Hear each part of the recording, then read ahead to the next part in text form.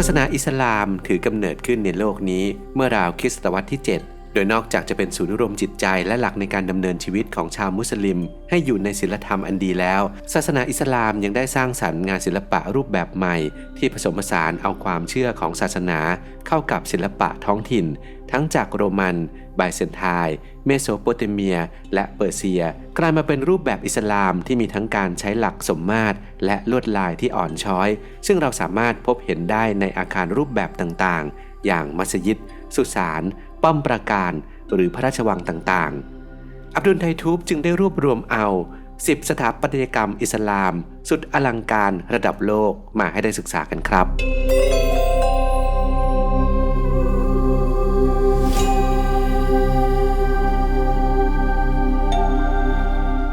1. Dome of the Rock โดมทองแห่งศิลาอิสราเอล Dome of the Rock ตั้งอยู่บนเนินเขาในเขตเมืองเก่าเยรูซาเล็มดินแดนศักดิ์สิทธิ์3ศาสนาทั้งศาสนายิวคริสต์และอิสลามศูนย์รวมจิตใจของชาวอิสราเอลโดมทองแห่งศิลานี้ถือเป็นหนึ่งในอาคารแห่งสัญลักษณ์ที่สำคัญและเก่าแก่ที่สุดแห่งหนึ่งของศาสนาอิสลามบนจุดสูงสุดของยอดเขาภายในบรรจุแท่นบูชาสำหรับผู้แสวงบุญและใกล้กับมัสยิดอัลอักซอหนึ่งใน3มัสยิดที่สำคัญที่สุดของชาวมุสลิม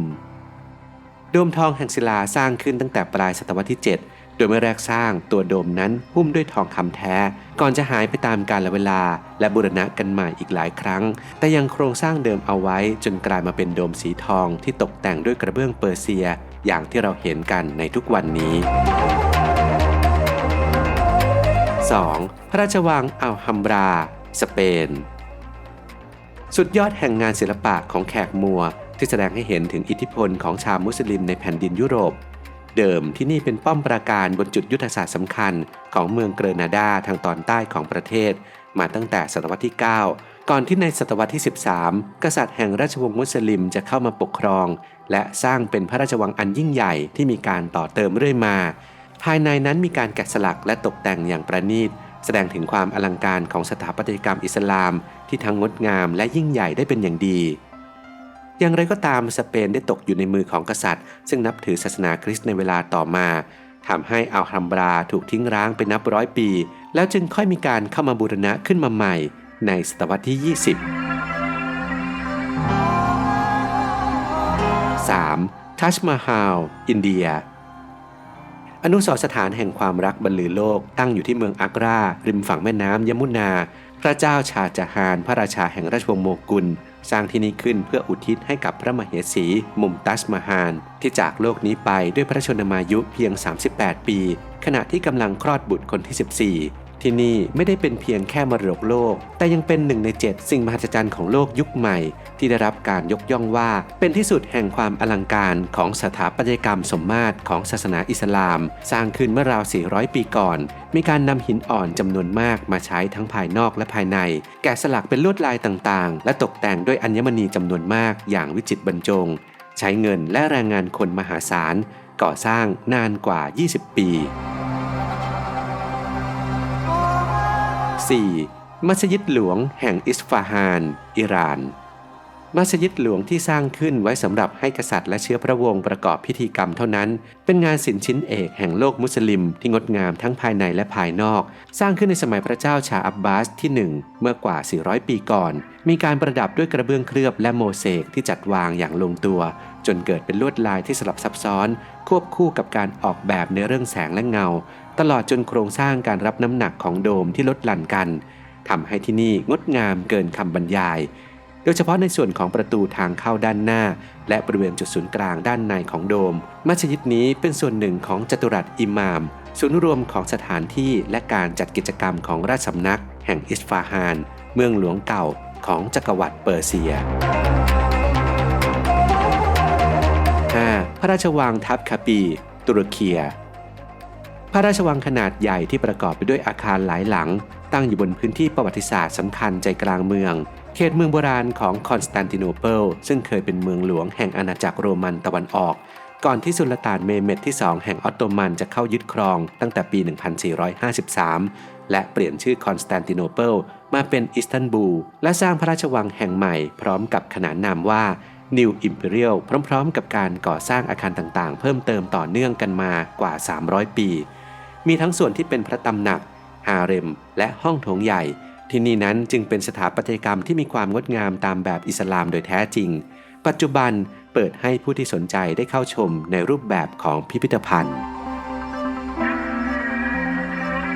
6. มัสยิดสุลต่านอาเหม็ดตุรเกียที่นี่นั้นมีชื่อเรียกอีกชื่อหนึ่งว่ามัสยิดสีน้ำเงินตามสีของกระเบื้องที่ใช้ตกแต่งอยู่ทั้งภายนอกและภายในสร้างขึ้นเมื่อราว400ปีก่อนตั้งชื่อตามผู้สร้างคือสุลต่านอาเหม็ดที่1แห่งจักรวรรดิออตโตมันเป็นสถาปัตยกรรมมุสลิมผสมผสานอันยิ่งใหญ่ที่มีเพียงหนึ่งเดียวในโลกประกอบไปด้วย5โดมหลัก8โดมรองและอีก6หอสูงตามความตั้งใจที่จะให้ยิ่งใหญ่กว่าวิหารเซนต์โซเฟีย1ใน7สิ่งมหัศจรรย์ของโลกยุคกลางที่ตั้งอยู่ไม่ไกลกัน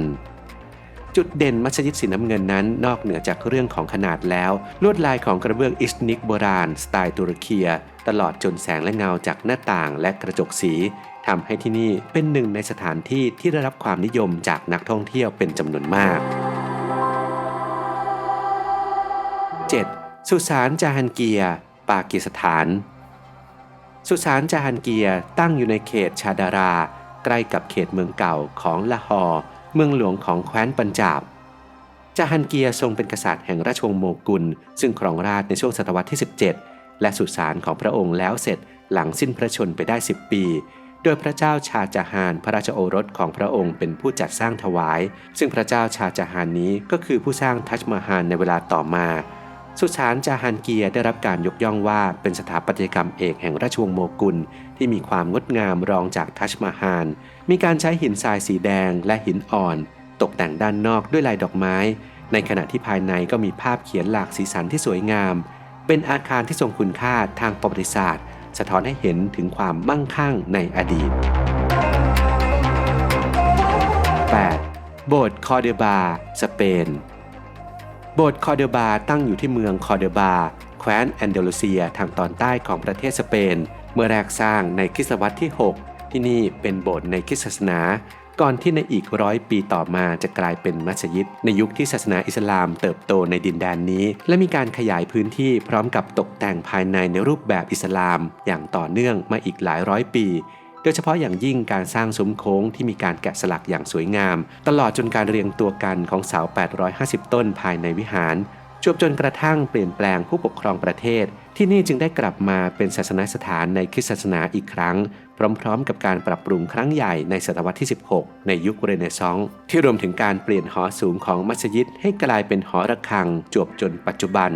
นับเป็นสถานที่ที่มีการผสมผสานของศิลปะใน2ศาสนาได้อย่างน่าทึ่ง 9. มัสยิดใหญ่ซามาราอิรักซามาราคือเมืองโบราณเก่าแก่ในอิรักที่นอกจากจะเป็นที่ตั้งของมัสยิดสำคัญที่มีขนาดใหญ่ที่สุดในโลกเมื่อแรกสร้างคือเมื่อกว่า 1,000 ปีก่อนแล้วยังมีสิ่งก่อสร้างสำคัญที่เป็นที่น่าจดจำในโลกมุสลิมคือหออาซานมันวิยะหอคอยสูง52 เมตรที่ตั้งอยู่ใกล้กันได้รับการบูรณะให้สามารถเดินขึ้นบันไดบนไปจนถึงด้านบนได้ปัจจุบันที่นี่เป็นแหล่งโบราณคดีเก่าแก่ที่แม้จะหลงเหลือเพียงแค่กำแพงและโครงสร้างแต่ก็แสดงให้เห็นถึงเค้าโครงของความยิ่งใหญ่ในอดีตได้เป็นอย่างดี 10. มัสยิดอัลฮารามซาอุดิอาระเบียมัสยิดอันยิ่งใหญ่แห่งนครเมกกะที่มีความสำคัญและมีขนาดใหญ่ที่สุดในโลกรองรับผู้แสวงบุญชาวมุสลิมที่หลั่งไหลกันมาจากทั่วทุกสารทิศเพื่อมาประกอบพิธีฮัจญ์พิธีสำคัญสูงสุดของศาสนาที่ชาวมุสลิมต้องเดินทางมาที่นี่ให้ได้สักครั้งหนึ่งในชีวิตเดิมตัวมัสยิดมีขนาดไม่ใหญ่นักสร้างขึ้นล้อมรอบคาบาและหินศักดิ์สิทธิ์สีดำที่เชื่อกันว่าพระผู้เป็นเจ้าประทานลงมาให้จากสวรรค์ต่อมาได้มีการขยายพื้นที่ให้กว้างขวางเพิ่มขึ้นอย่างต่อเนื่องจนปัจจุบันมีพื้นที่88เอเคอร์หรือประมาณ 356,000 ตารางเมตรและในบริเวณใกล้ๆกันยังเป็นที่ตั้งของหอนาฬิกาที่มีขนาดใหญ่ที่สุดในโลกอีกด้วยยังคงมีสถาปัตยกรรมอิสลามที่สวยงามอีกมากมายอยู่ทั่วโลกนะครับเป็นเพื่อนชาวอับดุลไฮทูบรู้จักชื่นชอบหรือประทับใจที่ไหนกันบ้างเป็นพิเศษสามารถเล่าสู่กันฟังได้ในความคิดเห็นได้เลยนะครับ